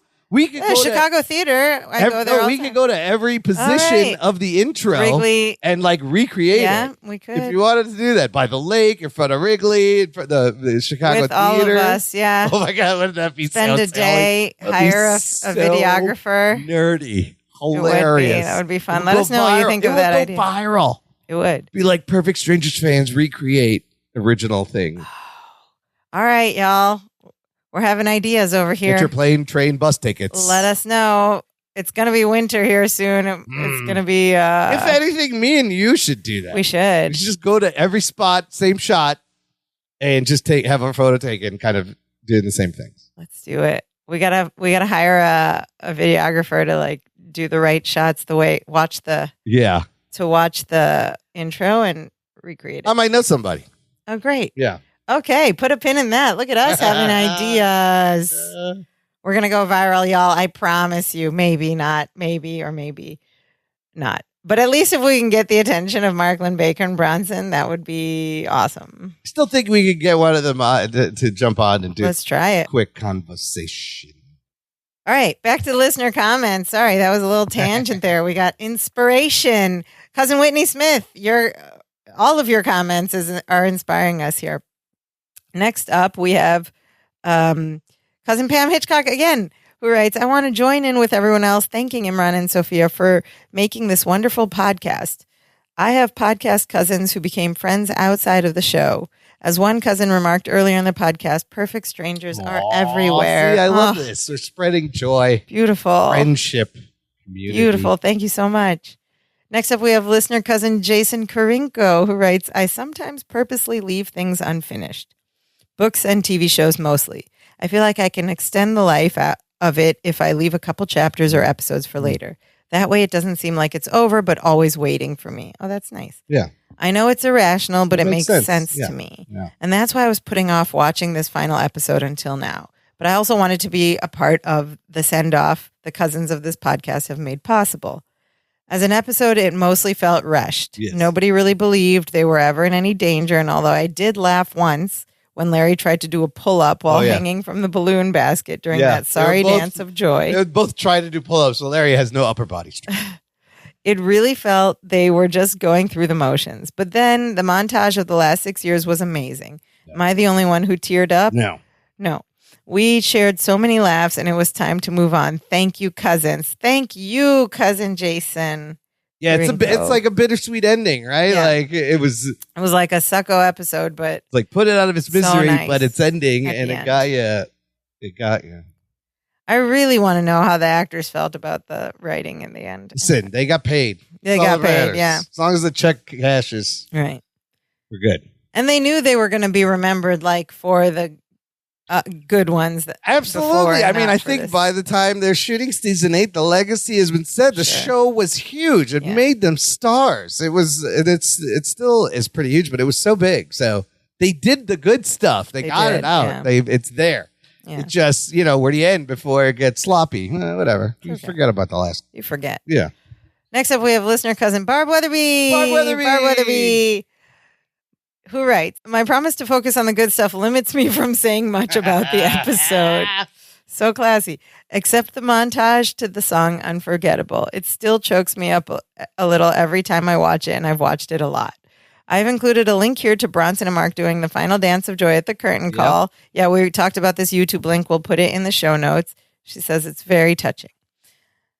To Sophia and Imran, thank you. Oh, Barb Weatherby, thank you for putting my name first. Everybody else wrote Imran and Sophia. It's alphabetically incorrect. No, but some people like a reverse alphabetical order. It's also chronologically incorrect. Oh, but it's a reverse chronological order. Chronology. It's a reverse chronological order, a reverse alphabetical order, and a ladies first order. Always put my sister first. That's all I'm going to say. Just yes. No, I mean you came first. It's fair. You existed first. But thank you, Barb Weatherby. Your choice has been noted by at least one of us and registered. Anyway, back to your comment. To Sophia and Imran, thank you so much for all your hard work on this. It was so well done, and I found a group of people who are now my cousins forever, even though I was a latecomer. I'll take my time and savor the episodes I missed. Heart emoji. And savor spelled SAVOUR. This is Canadian. Love it. Thank you so much, Barb Weatherby. Next up, we have listener cousin John Adama. We haven't heard from cousin John in a while. Welcome back. Cousin John. We can't do a final episode without hearing from John Adama. This is great. Hi, cousin John. Cousin John writes, funny enough, this finale sets up a perfect premise for a Perfect Strangers reboot. Uh-huh. The 30-ish-year-old second cousins could end. Oh, that's what they're called. Second cousins. Is that what I don't know. I always get confused when cousins. In our community, we just call everyone a cousin. Like if your cousin's kids. They're just cousins. But they're second cousins, but they're cousins. They're just cousins. Yeah. Like our cousins' kids I just call them cousins. Yeah, whatever. I never know how that works. Anyway, but I guess they're second cousins. Anyway, thank you for educating us, cousin John. Back to your comments. The 30-ish-year-old second cousins could end up as roommates with maybe Robespierre Boinky being a bit uptight and frustrated that his dad hasn't assimilated yet, while Tucker is flighty and maybe a womanizer. A womanizer? Ooh. Okay. Tucker, I barely know her. Oh, Tucker, you brought her. Wait, this is a family-friendly podcast. Okay, while Tucker is flighty and maybe a womanizer, of course, the parents could either drop in to offer wisdom or take sides in the conflict if they're regular cast members. I know I'm biased, but this sounds way better than the reboot they were working on. It's been years since any news on that. Maybe it's been mercifully jettisoned. We'll fill you in a little bit later. Put a pin on that till we get to Perfect Strangers today. But I like this idea. It's kind of like how they're doing those Full House reboots and everything, where like the original cast is still there as the older people, but they have new characters. And they would have Punky kids. Brewster too. Yeah. And they would have kids and stuff. Yeah, so it's always about the next generation. Yeah, this is a great idea. We have some thoughts on this as well that we'll get to a little bit later. Thank you, Cousin John. Excellent comments. And finally, we have listener cousin Matt Crass. Cousin Matt! Who from whom we also haven't heard. Is that the correct use of whom? Mm-hmm. From whom we also haven't heard in quite a while. Welcome back to you too, Matt Crass.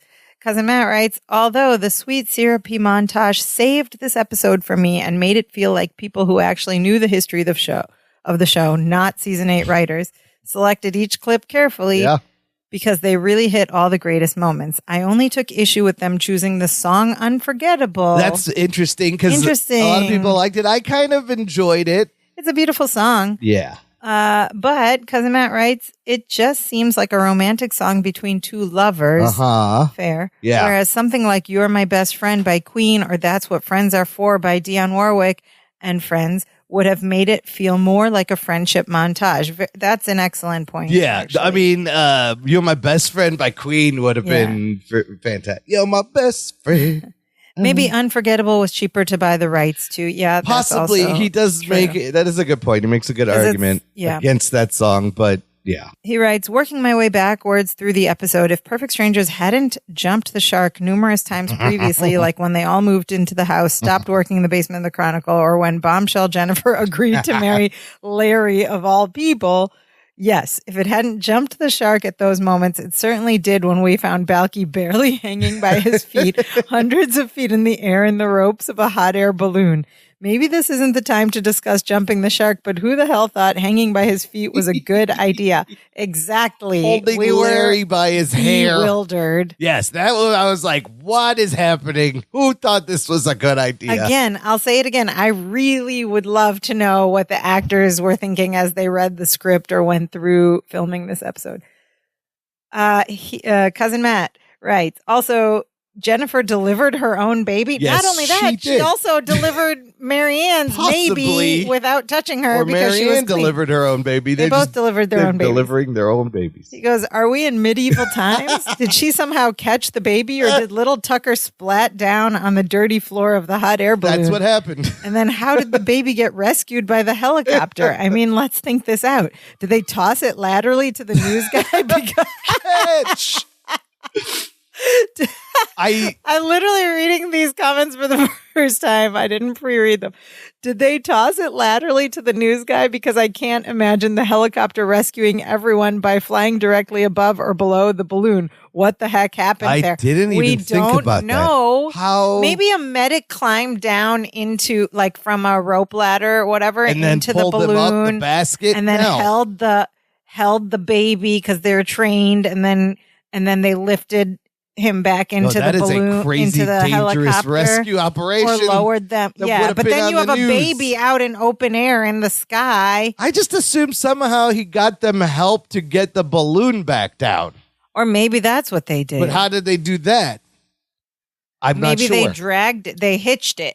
Then the helicopter landed and they hitched it back down. Or and pulled it. Or you could attach. But then you would get shredded by the helicopter blades. First, the wind from the blades would push the balloon way away. The helicopter could not get close to the balloon. Maybe remember, you know how sometimes when student pilots, there's a problem and then they call air traffic control and a very calm, like fatherly voice talks them through it. Maybe they talked them into how how to Maybe land there the was just balloon. a hidden button that said down on the balloon, and they just didn't know where it was. It's behind a panel. Who knows? We just skipped all of that. How did they get down? But they have it on. They have the newscast on videotape. They we should do. watch that. Maybe it explains. Matt Crass, those are all fantastic questions. Didn't even occur to Excellent me. comments from Matt Crass. Thank you, Matt Crass, for these very thought-provoking ponderings. And Barb Weatherby has also bought us 5 virtual coffees. Get out of the city! Cousins should joke more. Yes, they should. Yes, they should, and people should buy us more virtual coffees. Thank you so much. And there's another note with the coffees in which Barb Weatherby writes, I'm getting sort of emotional thinking about the end of this podcast, but on the bright side, it will surely be a better ending than of the show itself. It will. We not promise. wrong. Thanks to both of you for everything you've done and for keeping going. Thank you, Barb Weatherby, and thank all of Listen, thank you all I'd like to all thank of us, everybody all of you who's fans. written in one comment, multiple comments, everybody who has Over given the us course of virtual the last coffees 4 over the last 4 years. years. People who have come and gone, like Rainey and our other supporters, people in the group that have come and are not there, everyone who wrote in every week. We had a great group of regulars we can count on. whoever our mystery Dimitri Sheep Instagram account There's a mystery Dimitri Sheep for a while. that provided some fun So good. clues and mystery to figure out. That was great, and that was really well done. Just all the things. Thank you. And then remember, you bought me a cameo from Bronson on I my did birthday. on your birthday. That's on our Facebook page too. Yeah, we did do a birthday cameo. I forgot about that. You know what? That's a good birthday present. like one- I did a great You job. did. That was like one of the best presents I've I ever did a gotten, great was job, a everyone. message, and it's on our Facebook group. It's pinned. You can watch it. Yep. A message from Balky himself. Come on, get out of here. Yeah. Don't be ridiculous. Said twice. Of course I have. Don't be ridiculous. But super huge thank you. Super huge thank you to everyone. We did a Dimitri. Dimitri's photo on the mantle. We already talked about this. No more Dimitri. When was the last Dimitri appearance? Was it even in this season? Did we get one? I think we did. He was we have holding. to look in the notes. It what? No, it was. Yeah. Well, you had him drawing Dimitri for the newspaper, so that might have been. Wait. Anyways, that was disappointing. Yeah, we lost our Dimitri intern. The last Dimitri season. handler. The Dimitri They handler. couldn't afford him anymore. Before we sign off, let's do a quick discussion about PS Today, Perfect Strangers Today, Oh, which is the last when PS we today. the last PS Today when we discuss. Well, it's not really. Yeah. Okay. The last in show recap PS today. Right. Which is the segment of this podcast in which we discuss, can we remake this episode today? What things would hold up? What things would have to change, etc. Well, I don't know about remaking, but I want to know what Robespierre and If we Tucker do a new perfect have been up show to. called PS Today, we would just Or you could retcon the finale, say they'd have 2 daughters, and do it from a female Perfect Strangers kind of Yeah. perspective.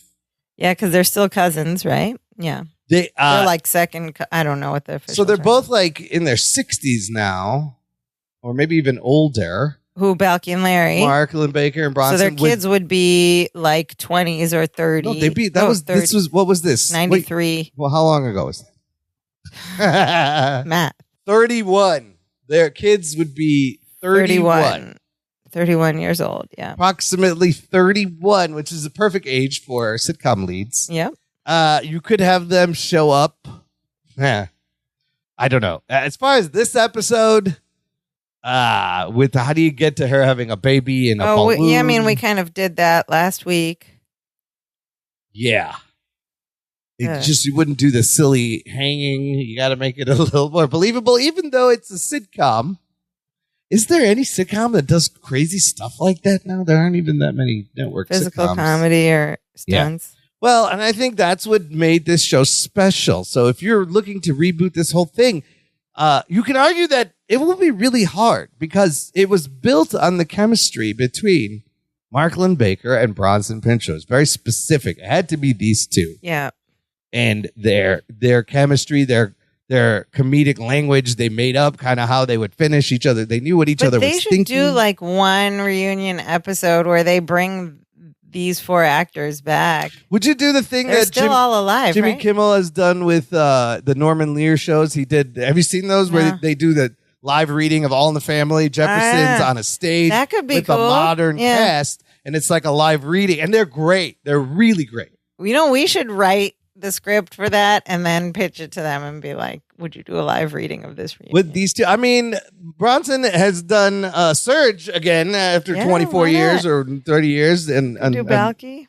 you know, and we saw Mark Lynn Baker as the father on the She-Hulk show and a bunch of other things. I remember 4 years ago we talked about them. Robin Lead, the comedian, they were going to do a female reboot. Mhm. What What happened with that?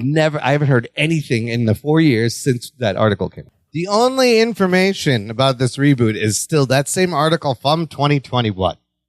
And to reiterate, Robin Thede, London Hughes, set to star in a Perfect Strangers reboot in development at HBO Max. Confirmed by Variety in 2021. If you remember, it said in the multicam reboot, Perfect Strangers Deja and Poppy unexpectedly discover they are half sisters when they both inherit a 1-bedroom apartment above a trap yoga studio in Fort Greene, Brooklyn. Polar opposites.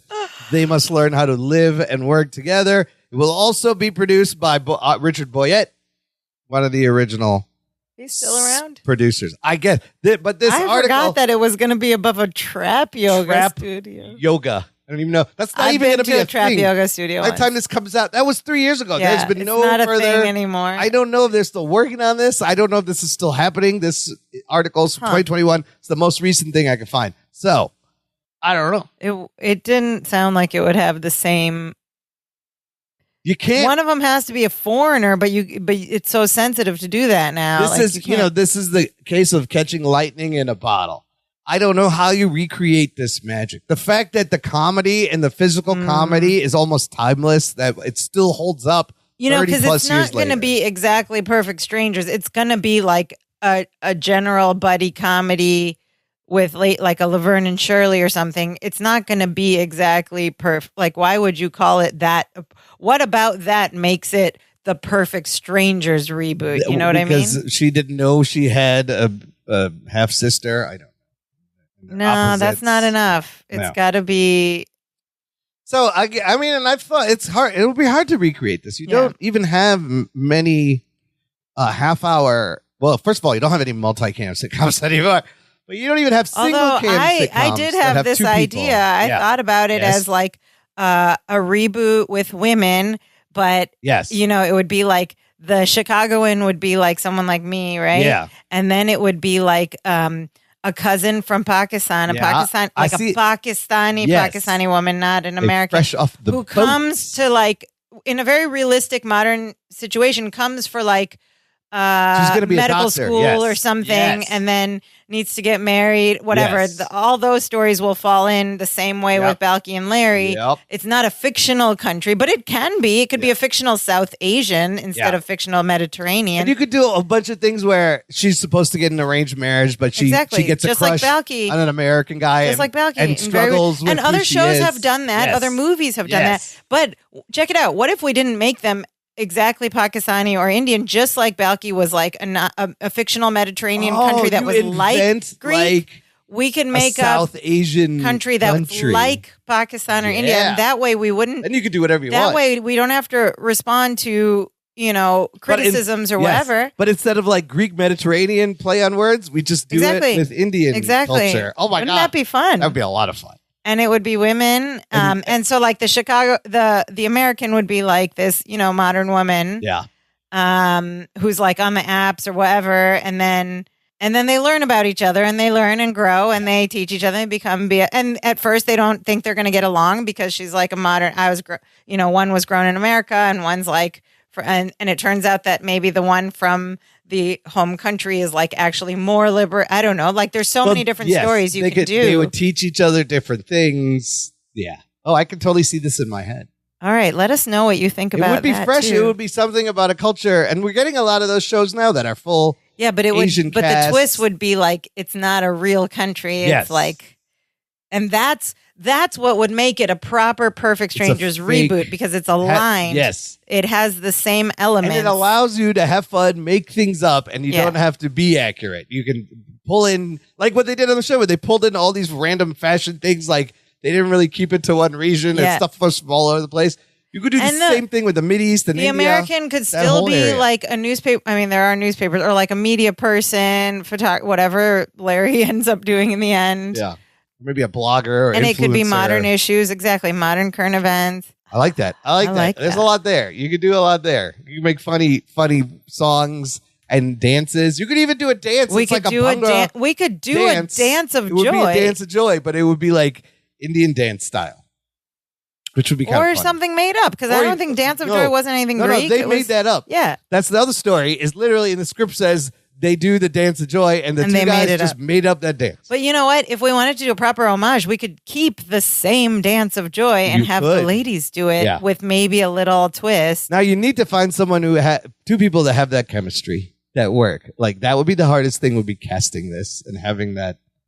Okay, but we could find you like would need two good improvers and also they're good actors, but improvers. improvisers. Also. Yeah, and you would shoot it multicam. They don't do that anymore. Only on like Netflix. But they Or could. you could do it for a Netflix show. Yeah, you could. We shoot could even do it as a web series. We could do it as a web series. We could shoot it ourselves. But you know what we would need is a budget, and for that we need lots more virtual coffee. That's where you go to danceofjoypod.com/buy me a coffee, or just go to our website. And if this is in the future, if you enjoyed this journey, you can always support the show and help us fund our Perfect Strangers reboots. Even the title sequence we were thinking of doing with all the spots would involve a little budget. So Yeah. No, and you could do that same title sequence with the two girls. Mhm.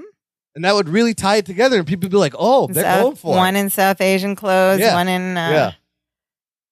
modern, like Oh my God, we could include business like cash. Devon Avenue, Little India, as like a whole Oh my thing. goodness, their apartment would be On top of- on Devon. Oh, maybe they live there, and the American one's complaining about how it smells like an Indian food store all the time wherever she goes. Because that's what happens when you go into Patel Brothers for whatever, and you leave, you Hey, smell like do Patel not Brothers. besmirch Patel Brothers. It's a We're going to great get store. hate for that. I'm just telling you, you smell like the Indian food If store. you don't, 'cause we the should spices are explain. strong. Devon Street is like basically Little India here in Chicago, and it's where Imran and I grew up. Where I came back to Chicago, still live there. So when- hated it when I was a kid. Love it Yeah. living there now. When we were kids, there was maybe a handful of Indian owned and run stores, and they were like No. one sari store. There was like, of course, No, a there were a video couple rental big store, ones.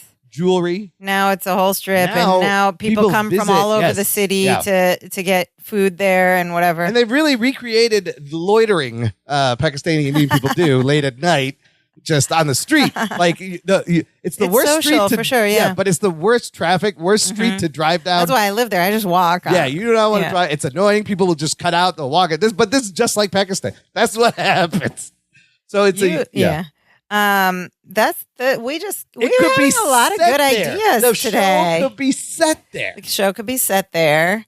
Mama would be just someone here, not Yeah. someone from back home. But we could do as many parallels as we Yeah, want to yeah, the actual yeah. show. There could be a Dimitri Sheep that's something else, like a Don't you remember when we were kids? We had like wooden camels from Yeah, Pakistan, we and have, we had those metal there's horses. sheep there too. Yeah, There we was could sheep. have something. Or just like a wooden hookah. Remember you have the little tchotchkes? Yeah. But the thing is, if I wrote that, I would want to make the cousin that arrives from the other country not as like fresh off the boaty as they made Balky. You could You know what I flip mean? that I would and- make her a little more modern, but still with that cultural difference and that learning process, And the- but like not so goofy You and make her a dumb, little smarter, but then you can make the American cousin completely ignorant of anything cultural. I would Indian. flip that, yeah. Like she would put on a sari completely wrong. It'd Right. be hilarious. She Right, thinks I'm right. supposed to wrap this around her head or whatever. Yeah. Stuff like that. Yeah. These are a lot of good ideas. We need to start writing Like these you could down. have the Mandy stick and she thinks it's food and squeezes it on a cookie and takes a bite. No, She's she like, would "This know sauce is Mandy, but horrible." she just wouldn't be good at it. Yeah. Or she would draw something else. Yeah, she would be like really whitewashed, and then Yeah. it takes her cousin to come and be like, "Why don't you love your culture a little or whatever?" Oh, there's so many ways. There's some, but so that's many like ways things to straying do. from the parallelism Yeah. a little bit, but Yeah. that's also an idea. Yeah. Oh my goodness, we are The cultural ideas differences are flowing today. The cousin from Pakistan would show up, and there's people lined up orderly in an orderly fashion, and she'd be like, "What's this? Why isn't everybody just rushing to the front?" Yeah. Because they do not know. Yeah, a lot. the There's a state lot of things that you can do like that. And some. So the thing is, like, You could some do the shows have whole- already been doing this Yeah. with South Asian culture, but I think what would be special about this and the selling point would be that we want it. It's going to be a reboot, so Yeah. a certain amount of core parallels will still have to exist with the original Perfect Strangers. Yeah. And we would call it Sister Cousins. So there's Or Perfect a show I Strangers. think on Amazon Peacock. It's called The Pradeeps of Pittsburgh. Oh, So it right. kind of looks like a fresh off the boat with the Yeah. Indian family. But you could do the dumb joke, which should be like, cousin, chai tea. That's just like saying Tea, tea. yeah. All the old All hacky the jokes. dumb But no, jokes. if I'm writing, I'm going to make the jokes a little more clever than that. I remember when you told me that idea, and I was like, man, there's something there. Like, this could actually work. It was years ago. I had this idea is when we started simultaneously this. giving homage to classic sitcoms and bringing something fresh, And bringing a fresh our- voice, our fresh own culture into the Man, sitcom. I got to quit my job and start writing this. Somebody shit. give us money. We'll make this happen. Write it. Write a Somebody pilot. finance me so I can quit my job so I can spend my days writing I don't think this beautiful Robin show. Thede one is going anywhere. No, it's going to be the Let's get Sophia in touch. Javid show. Yeah, let's get in touch The with Sophia and Look, Imran. she does have the Black Lady sketch comedy show, which is good. Yeah, but I don't know, but how it translates to the Perfect Strangers reboot we want. Robert Boyette, if you're out there, give us a jingle. I don't know where you are in the show, but come on, fans. We have a small but loyal following. Let's get it done. let's make this happen. Where do I pitch this? Well, Wow. sister, Wow, what a journey. for now, Wait, we've made it to the end. we made it. That's 150 Oh my episode. goodness. That's the 150th Oh my goodness, episode. we did There's it. no more episodes. We committed and we did it. There's no next week what the cousins are going to do. Isn't that There's sad? no it's next week. What are we gonna do? That's a good question. There will be more content. This podcast is not ending. Stick with us. but we're gonna Don't take a little break. run away. We now- do have some things in our personal lives coming up, so it's not going to be right away. It might be a few weeks, maybe a month from now. You will hear But from we us as promise we- you, we're not We're just going to let it sit. done. We're gonna have We'll let it simmer. Let at it least percolate. one more, if not more. Yeah. I than that. Yeah. But we do need to do a wrap up and, Do a wrap-up and something episode, nice. And I want to talk about the good times. Yes. This- But the for thing is- now, yes, for this moment, for- congratulations, brother Congratulations cousin, to the listener and to the listeners. to everyone in our Facebook group. Congratulations We to did you. it all We actually together. got through rewatching every episode of Perfect Strangers. I'm This might be I'm the astonished. first project I've ever finished. Finished. It's done. We did it. That's it. Someone buy us a cake, please. That's okay. it. No, I'm just kidding. Buy us virtual coffees. In the meantime, while we go on a little, a short, I promise you, very short break to do some personal life stuff, we need all your support. All the support you can give us to encourage us to come back and create something more content for you to wrap this up. And the way you can give us that support is just don't go quiet. Please visit us on our website, danceofjoypod.com. There you can find all the links where you can keep listening over and over to these episodes, where you can like and subscribe and rate and review this podcast. You can also leave us a voice message right from the website. Tell us what you think about these crazy ideas we're having today on our 155th episode. Do you want to see this remake? Are we on to something here? Would you like to see us go around Chicago before the weather gets totally crappy to film our version of the opening credits? Let us know. You can also send us all your thoughts in writing at our email address, danceofjoypod@gmail.com, or just come and say hi on any of our social media accounts. We're on Facebook, Twitter, and Instagram. We love, love, love to hear from all of you, and it helps us stick with this. But Imran, what is the most important thing our listeners should do? You want to speed up your pregnancy? Jump in a hot air balloon. It's going to come right out. No mess, no fuss. You don't even need anybody there. Check the sandbags before you go up. You just leave the umbilical cord attached. It don't matter until you get back. Apparently, it's really easy to deliver your own I baby. guess so. Marianne did We both it. Jennifer did No, it. the real thing is to share this show. Share the show Turn someone with a on, friend. get them to listen from the beginning. to go through the whole journey with us. They're out there. We're out in the public domain forever and ever. Amen. And there are lots of fans of this show still. Perfect Strangers. It's kind of crazy, but people still love it. So yeah, here's what you do. Anytime you hear any reference to Perfect Strangers or Balky and Larry, whether you're in a taxi, whether you're at a networking event, whether it's in a comment online, you just look up that danceofjoypod.com, pop that little link in there in a response and be like, FYI, check this out. If you like this show, here's a great podcast. Pop it in there. Tell people at the grocery store. Tell your Uber drivers. Word of mouth goes a long way.